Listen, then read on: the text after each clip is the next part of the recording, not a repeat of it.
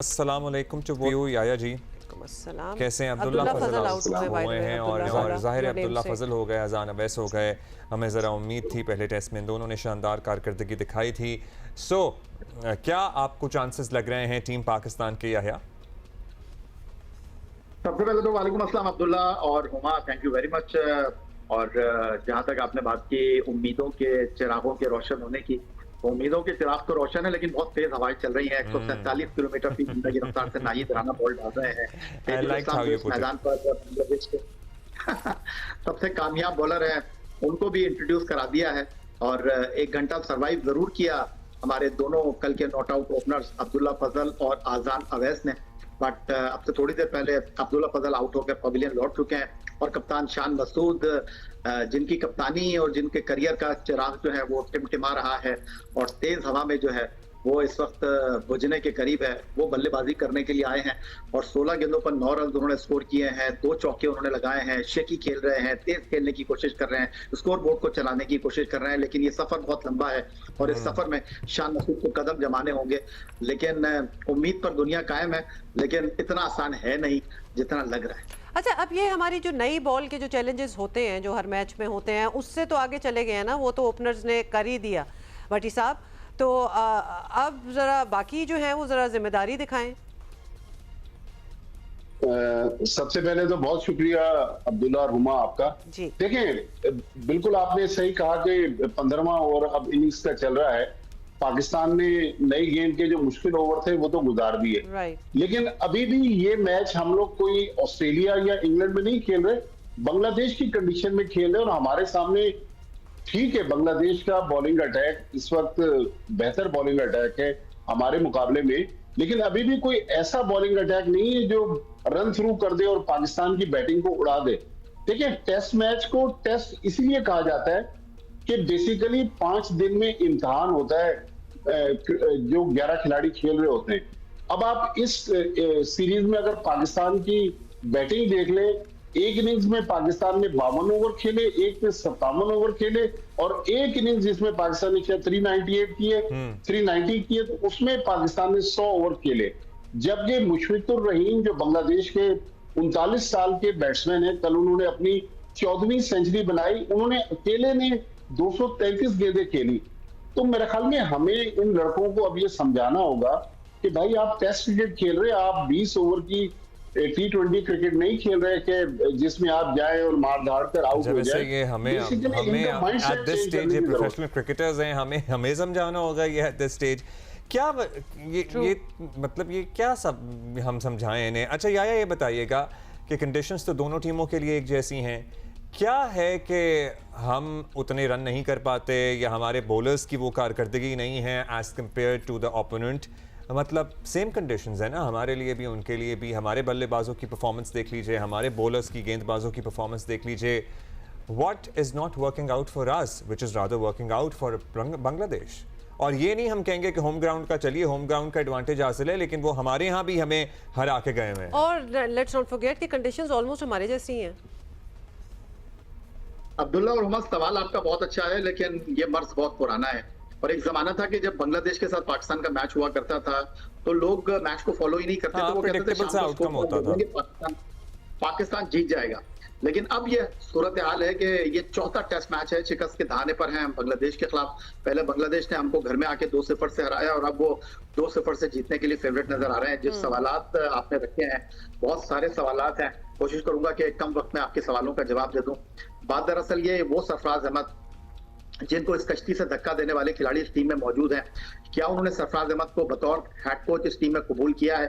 दूसरी तरफ सबसे बड़ा सवाल यह है कि खिलाड़ियों का काम ग्राउंड में खेलना है, ग्राउंड में परफॉर्म करना है।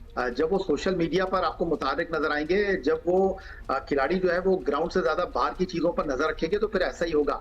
आपने इस सीरीज में हसन अली को शामिल किया, आखिरी 5 टेस्ट इनिंग में उनकी कोई विकेट नहीं थी। इस टेस्ट मैच में हसन अली को टीम में शामिल करने की वजह समझ नहीं आई। साजिद खान को आपने टीम में शामिल किया, वो एक बॉलर से ज्यादा बैट्समैन आपको नजर आए। फिर उसके बाद खुर्रम शहजाद को आपने टीम में शामिल किया, पहली इनिंग में भी 4 आउट किए, दूसरी इनिंग में भी 4 आउट किए। वो तो कल बांग्लादेश की टीम आउट हो गई, वरना शायद खुर्रम शहजाद जो है वो बॉलिंग ही नहीं करवा पाते, वो फिटनेस के मसाइल से 2-4 हो गए। इसके अलावा अगर आप पाकिस्तान टीम के खिलाड़ियों की बात करें आज के मैच में पाकिस्तान ये मैच जीते या पाकिस्तान इस मैच में मुस्बत नतीजा ना लेकर आए, 50 रन 70 रन आपको ये नहीं चाहिए, आपको मैच विनिंग परफॉर्मेंस चाहिए। पहले टेस्ट मैच में बांग्लादेश के कप्तान जो थे उन्होंने पहली इनिंग में 100 किया, दूसरी इनिंग में कुशल उन्होंने हाफ सेंचुरी स्कोर की। और उसके बाद अगर हम बात करते हैं पाकिस्तान के मिडल ऑर्डर बैट्समैनों की, एक इनिंग में परफॉर्म करते हैं, अगली इनिंग में परफॉर्म नहीं करते। और दूसरी तरफ एक और खिलाड़ी के खिलाफ रिव्यू की अपील हो गई है जनाब, और आजान अवैज जो है अब वो इस वक्त रिव्यू लेकर जो है वो अपनी किस्मत के फैसले के लिए तीसरे अंपायर की तरफ देख रहे हैं। बहुत सारे मसाइल हैं, जब तक हमारे खिलाड़ी खेल पर फोकस नहीं करेंगे, जब तक हमारे खिलाड़ी right man for the right job के हवाले से मुंतखब नहीं होंगे, ये मसाइल ऐसे ही चलते रहेंगे, हम ऐसे ही बात करते रहेंगे। ये जो बात है ना या सॉरी टू से, लेकिन ये अगर हम खिलाड़ी ही सही सिलेक्ट नहीं कर रहे तो हमारी सिलेक्शन कमेटी क्या कर रही है? हमारी हर क्रिटिसिज्म पे हमारी बात इसी पे आ जाती है कि what people are we selecting and what are we sending, तो ये पूरा system is at fault then. वजह फरमाया आपने, आपका सवाल गलत नहीं है। देखिए आपने हसन अली को लेकर आए, मैंने आपको बताया कि 5 टेस्ट इनिंग में उनकी 1 विकेट भी नहीं है। आप भट्ट को लेकर आए थे, किस कारकर्दगी पर आप लेकर आए? 63 फर्स्ट क्लास मैच खेले में लेकर आए थे, तो यहाँ पर आप उनको खिला देते। क्या मोहम्मद रिजवान आप ग्राउंड में कभी खेले नहीं है? आपने कभी इंटरनेशनल खिलाड़ी आउट हो गया? आपको नजर आ रहा है? आपको नजर आ रहा है? एक और आउट हो गए पाकिस्तान के दूसरे बल्लेबाज भी पवेलियन लौट गए, मुश्किलात में इजाफा हो गया है। क्या यहाँ पर एक आम आदमी सवाल कर रहा है मोहम्मद रिजवान को पाकिस्तान की टेस्ट टीम में भी होना चाहिए? वो T20 टीम से निकले हैं, उनका एटीट्यूड आप देख लीजिए, उनके खेलने का अंदाज आप देख लीजिए, अब वो टेस्ट टीम से भी बाहर होने लगे हैं। फिर उसके बाद हम बात करते हैं कि जी बाबर आजम के ऊपर हम बहुत ज्यादा क्रिटिसाइज करते हैं। मुशफ़िक और रहीम भी खेले ना, मुशफ़िक और रहीम उनके कप्तान खेले, उसके अलावा लुट्टन दास ने रिस्पॉन्सिबिलिटी का मुजाहरा किया। हमारे खिलाड़ी क्यों नहीं करते? ये क्यों सोच रहे होते हैं कि बाकी ने क्या किया है? जब तक हम ये सोचते रहेंगे यार बाकी ने तो कुछ नहीं किया, मैंने तो 50 किए हैं, मैंने तो 70 किए हैं, मेरे ऊपर सवाल उठा रहे हैं, ये सवाल ऐसे ही चलते रहेंगे। आखिरी 30 महीने में पाकिस्तान 16 टेस्ट मैच खेला है उमा, 5 कोचेस तब्दील हो चुके हैं। पाकिस्तान की 7 ओपनिंग पेयर इस टेस्ट मैच में अब्दुल्ला फजल के साथ आजान अवैस ओपनिंग कर रहे हैं, ये 7वां ओपनिंग पेयर है। तो देखिए खिलाड़ियों को तो मौका मिल रहा है, लेकिन खिलाड़ी भी तो रिस्पॉन्सिबिलिटी का मुजाहरा करें ना। जब आप T20 की कारकर्दगी पर टेस्ट टीम सेलेक्ट करेंगे तो फिर ऐसे ही नतीजे आएंगे। सरफराज अहमद अगर बोल्ड डिसीजन नहीं लेंगे तो फिर पाकिस्तान टीम बोल्ड आउट हो जाएगी। अच्छा, हमारा अगर हम ये हार जाते हैं सीरीज तो फिर हमारी टेस्ट रैंकिंग पे क्या फर्क पड़ेगा? टेस्ट चैंपियनशिप में हमारी क्या सूरत हाल होगी? हाँ, जो होनी है भट्टी साहब। देखिए वर्ल्ड टेस्ट चैंपियनशिप के फाइनल के लिए तो अब्दुल्ला, मैं अभी तो हालांकि पाकिस्तान दूसरी सीरीज खेल रहा है, मुझे मुश्किल नजर आ रहा है कि हमने 1-1 सीरीज साउथ अफ्रीका से ड्रॉ की, अब ये सीरीज 2-0 हारने जा रहे हैं। अब देखिए हमने अपने गोल्स क्या सेट किए। पाकिस्तान के कप्तान हर वर्ल्ड टेस्ट चैंपियनशिप साइकिल से पहले पाकिस्तान के कप्तान और कोचेस कहते हैं कि जी हमने फाइनल खेलना है। मैं उस दिन नजमुल हसन शांतो जो बांग्लादेश के कप्तान हैं उनको सुन रहा था, उन्होंने कहा जी हमने ये अपना टारगेट सेट किया है कि हम टॉप 7 या 8 पे फिनिश करेंगे, क्योंकि लास्ट जो साइकिल था 2 साल का उसमें हम नीचे थे।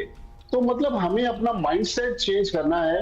और जो याया ने बात की, बहुत अच्छी बात है कि पिछली सीरीज में, इस सीरीज में सरफराज अहमद कोच है, पिछली सीरीज में अजहर महमूद कोच थे, उससे पिछली सीरीज में आकिब जावेद कोच थे, उससे पिछली सीरीज में जैसन गिलेस्पी। तो मतलब इतनी उकाड़ पिचाड़ प्लेयर्स में हो रही है, टीम मैनेजमेंट में हो रही है।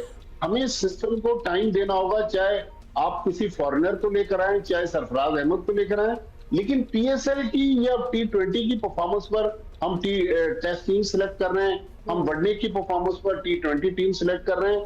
हमें अब अपना माइंडसेट चेंज करना है और हमें ये तय करना है कि इन लड़कों को हमने टेस्ट खिलाना है और इनको हमने वनडे और इनको T20 खिलाना है। मेरे ख्याल में अब वक्त आ गया है कि मुश्किल फैसले लेने। पाकिस्तान क्रिकेट बोर्ड ने कप्तान को भी पूरा टाइम दे दिया, पाकिस्तान क्रिकेट बोर्ड ने प्लेयर्स को भी टाइम दे दिया।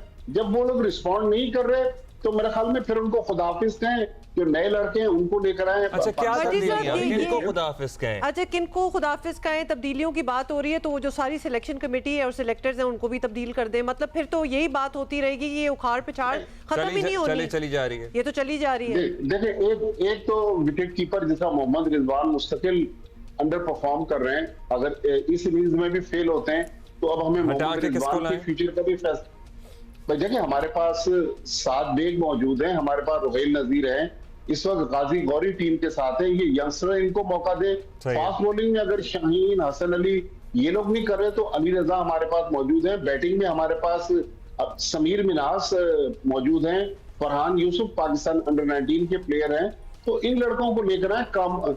एक हमारे नौजवान थे जिन्होंने इंग्लैंड के खिलाफ डेब्यू पे सेंचुरी की, वो देखें अब उनका पता ही नहीं है वो कहाँ चले अच्छा, गए। याया भाई, तो मतलब हम बहुत से नाम ले रहे हैं भट्टी साहब, नुमान और साजिद पे हम कब तक रिलाई करें? एज भी मतलब अबरार, सुफियान, ये सारे। जी अब्दुल्ला, मैं आपको एक बात बता दूं कि ये टेस्ट मैच बहुत सारे कश्तियां जो है डुबो देगा। नुमान तो शायद अपना आखिरी टेस्ट मैच ढाका में ही खेल गए थे।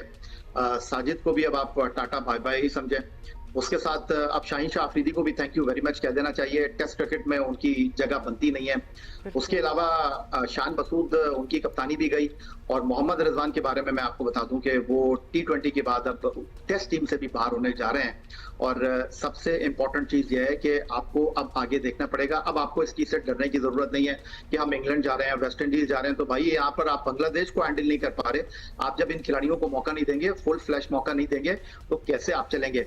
और दूसरी बात यह कि आपको उन खिलाड़ियों को टीम में रखने की जरूरत है जो टीम के लिए खेलते हैं। इंडिविजुअल परफॉर्मेंस के ऊपर आपको पाकिस्तान टीम नहीं बनानी है।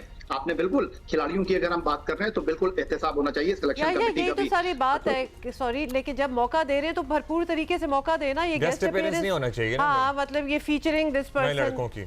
उमा, देखिए आपकी सिलेक्शन कमेटी में असद शफीक साहब मौजूद हैं, विमेन क्रिकेट की भी वही देख रहे हैं, Hanif Mohammad high performance centre को भी वही देख रहे हैं, पाकिस्तान टीम के बैटिंग कोच भी। एक वक्त में इतनी कश्तियों में वो सवार है, एक काम भी उनसे ठीक नहीं हो रहा। उसके बाद अगर आप मिसबाउल हक साहब की बात सिलेक्टर भी है नेशनल टीम। जी सर, मैं वही कह रहा हूं आपसे। तो अब उसके बाद अगर आप बात करते हैं मिसबाउल हक की, तो मिसबाउल हक जो है वो उनका पाकिस्तान क्रिकेट बोर्ड से मायदा दिनों का है। वो full time Pakistan cricket board के साथ एसोसिएट नहीं है, इसलिए वो पाकिस्तान सुपर लीग में पेशावर जल्मी के साथ एसोसिएट थे। आपको दबंग फैसले करने होंगे, ठीक है। सरफराज अहमद अगर हेड कोच है तो वो सिलेक्शन कमेटी में भी है, बात समझ आती है। लेकिन बाकी लोगों को मैं ये नहीं कह रहा कि आप दूध में से मक्खी की तरह निकाल के बाहर फेंक दें। उनकी परफॉर्मेंस आप देखिए ना। ये नहीं हो सकता कि आप इन लोगों को भी लेकर चले, खिलाड़ियों के ऊपर आप छुरी चलाते रहे। ऐसे नहीं होगा, ऐसे नहीं होगा। सिर्फ खिलाड़ियों पे छुरी नहीं चलेगी फिर भट्टी साहब। सो या लेट्स सी क्या होता है। बहुत शुक्रिया आपका, थैंक यू भट्टी साहब, थैंक यू याया। बट या पाकिस्तान ऑलरेडी लॉस्ट 2 विकेट्स और हमें पहाड़ जैसा हदफ जो है वो दिया हुआ है बांग्लादेश ने टेस्ट मैच जीतने के लिए। अच्छा जी, हमारी हालत अभी से पतली नजर आ रही है।